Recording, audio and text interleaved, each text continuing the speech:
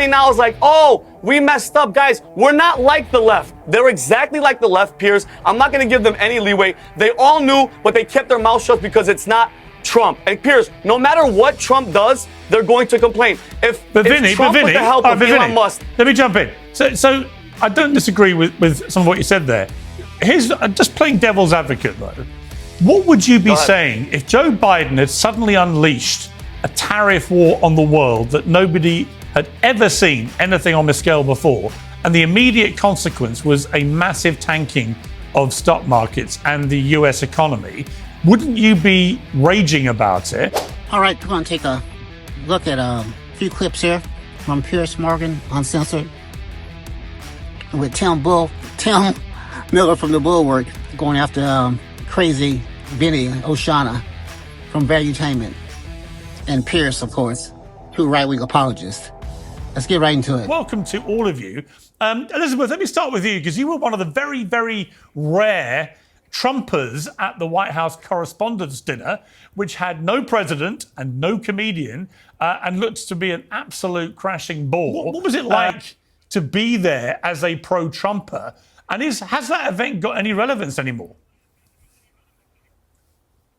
I actually don't think that it does. I'm sad that I finally got to go when it was no longer relevant. You mentioned there was no comedian. I want to point out the event was still very much a joke.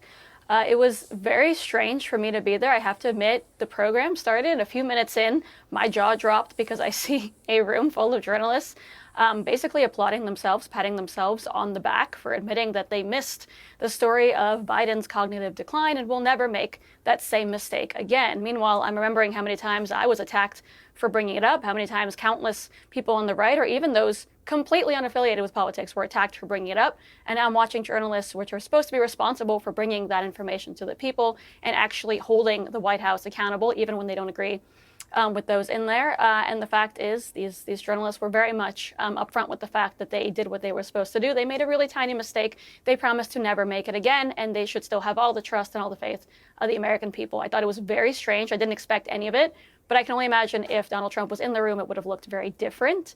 But for me, I don't think Thompson's admission meant very much, and I actually thought it was pretty hypocritical to sit in there and watch all these people support their own work, their own mistakes, and the fact that they themselves are responsible for the fact that trust and faith in the media is at an all-time low.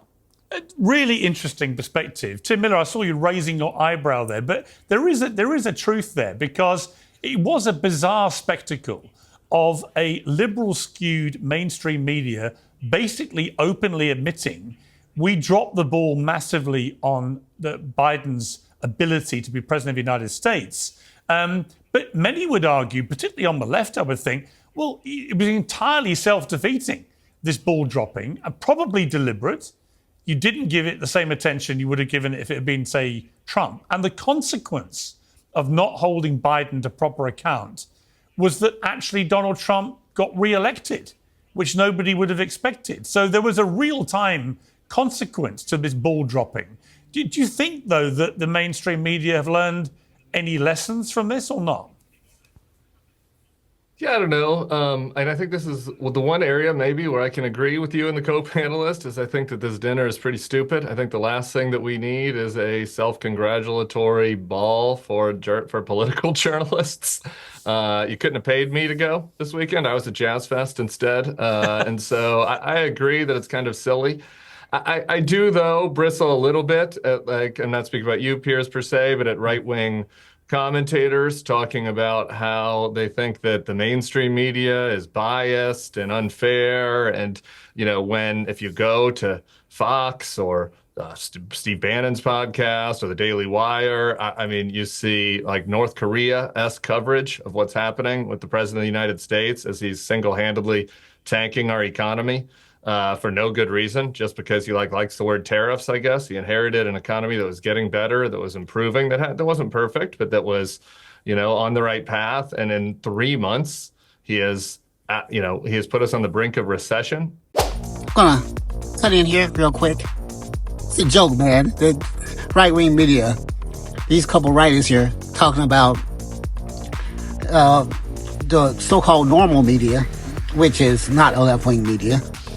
If it was, they'd be all over all the horrible things Donald Trump has done to set us back. But, all they want to talk about is freaking Biden's decline. Okay, it's over. Yeah, maybe they missed on it a little bit. Just a little bit. They don't want to talk about Trump's horrible decline or just him being stupid and dumb with the tariffs. And, of course, all these Newsmax and these other horrible Fox News and the other 5 or 6 so-called news channels that they have on right-wing media, supposed to be news. Anyone on Ounce of Sense knows it's not news. And they're just nothing but right-wing propaganda. Nothing, like Tim said, they're nothing but the state media. Yeah, it's a joke, man. Let's get back into it. On the brink of recession.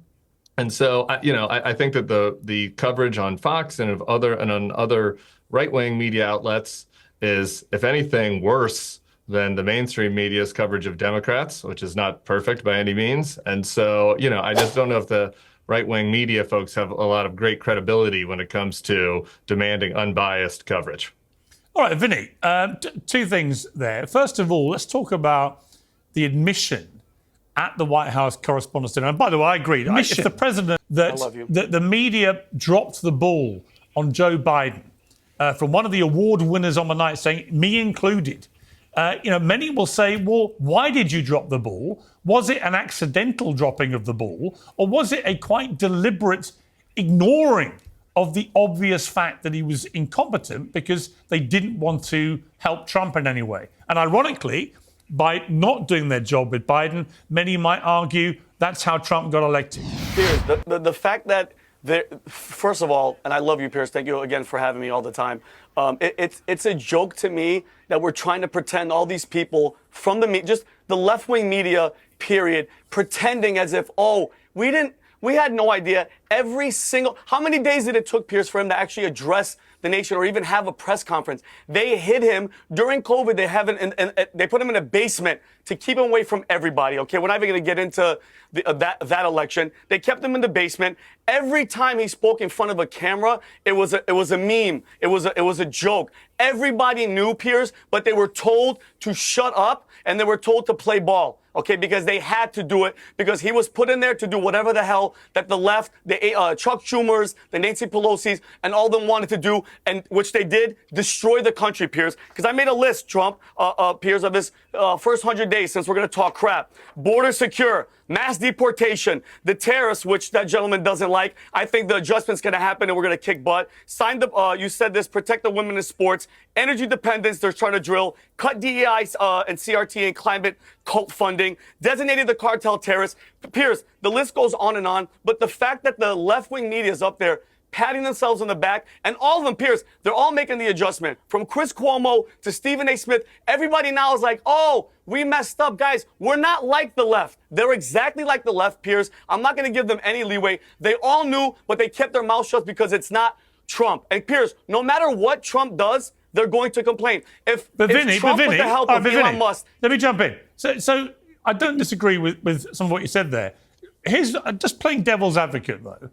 What would you be saying if Joe Biden had suddenly unleashed a tariff war on the world that nobody had ever seen anything on this scale before, and the immediate consequence was a massive tanking of stock markets and the US economy? Wouldn't you be raging about it? Now, I happen to think that this will play out probably in a way that's nowhere near as alarming as it currently seems, but that remains to be seen. As things stand, there is no doubt that it's caused enormous short-term damage and volatility to the US economy and stock markets. Wouldn't you be the first raging about this if it was Biden? No. Well, yeah, Piers, you know why? Because Biden is not Donald Trump. He's not a master negotiator. You can't even put two in the same breath, Piers. What does Joe Biden or what Janet Yellen or any of those people know about anything with business and power moves, okay? I would be tripping out because I'd be like, who the hell is telling him? Donald Trump knows exactly what the hell he's doing. And Piers, all that fear-mongering of April was the worst month the stock market saw since the Great Depression. We had the biggest bounce back, but nobody from the left said shit. Sorry for my language, Piers. I would be astonished because I'd be like, where'd this come from Biden? Trump knows what he's doing, Piers. And like you said, it's 3 months. Piers, everybody needs to calm the hell down. Everything is happening. The adjustment needs to happen. We're going to be fine, Piers. Give it a year. Give it 2 years. We are kicking ass. The rocket is taking off, Piers, but everybody's worried because it's shaking on the way up. Everybody needs to stop. And the last point I was trying to make, Piers, is no matter what he does, they're going to complain. If Trump, with the help of Elon Musk, stopped an asteroid that was about to hit Earth, the next day CNN and all these leftists would complain that he's polluting the world with asteroid debris. He can't win. He can't freaking win. Okay. So, Piers, I'm tired of hearing all these soft people. I'm just tired. It's over. Nobody gives a shit anymore. And why would you go to a dinner where you know the left is all going to talk shit about you? Well, he doesn't need to do it. He doesn't need to show up. That part is certainly absolutely true. Kat, we're nearly 100 days in. It'll be 100 days on Wednesday. What is your overview of the Trump 3-month reign so far? And people call it a reign because they think he's behaving like a monarch, which I'd have no problem with, but obviously Americans don't like that. I mean, yeah, that's part of the reason that we're not a part of England anymore. I would say that it's been disastrous. I mean, yesterday I was at a veterans rally for people who had been laid off from their jobs because of Musk's Doge, for people that aren't able to get health care, who are exposed to tar pits overseas when they were serving, for people who are struggling with the care at the VA as Musk and Trump cut it. And this is in the only red part in the district that I'm running in. I talk to so many older people who are like, I don't have a 401k anymore. And as much as Vinny wants to say, like, wait a year, wait 2 years, people can't wait a year or 2 years right now because most Americans can't afford an emergency $1,000 expense. And this isn't only limited to blue areas. This is also in red ones. Our allies can't trust us. We seem volatile. We seem weird. And we seem extreme just on the economic front. And that's not even counting how many people in this country are terrified for their very existence, for the existence of due process. I mean, you can say, well, criminals don't deserve due process. Well, due process is how we decide whether or not you're a criminal. We absolutely need it. And the answer isn't deporting people to concentration camps overseas. Okay. Do you see any successes for Trump so far? Ooh, good question. I mean, he seems to be Gulf doing of his America. vision as he wants. He renamed a body of Gulf water. of America seems like a really big win for Pretty him. good. I'm sure that he's. No, it's a serious question. Yeah, the lady, the Democrat candidate, Kat, is totally correct. He's turning us into North Korea. People from Europe are afraid to come here. I mean, it's been recorded. They've been taken aside and put in little rooms and had their phones taken. Several occasions. He doesn't care one bit about it. Trump, that is. Our tourism has tanked. It's horrible. And she's calling out all the horrible things that are happening. And you got Vinny over here, a total Trump cult member, looking like the fool he always looks like. He's about to explode. He's just a ravenous fool. And he's just running off with crazy right-wing talking points that he's heard from crazy right-wing stations like Newsmax and Glenn Beck and all these other stations, radio and TV. It's anyone that's being honest with themselves can see that we're in trouble. And Donald Trump has absolutely no idea what he's doing. These tariffs are ridiculous. There was a time for tariffs 30 years ago. After we started, after 2 or 3 years after we started, before every company, took its business to some third world country so they could get more profits. It's way too late for that now. And, I'm not going to monologue on too much more here.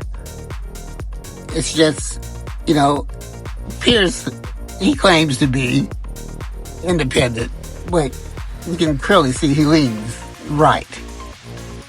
But to his credit, he does call out the ridiculousness of Vinny and some others every now and then. But that's all I have for you today. Thanks for watching.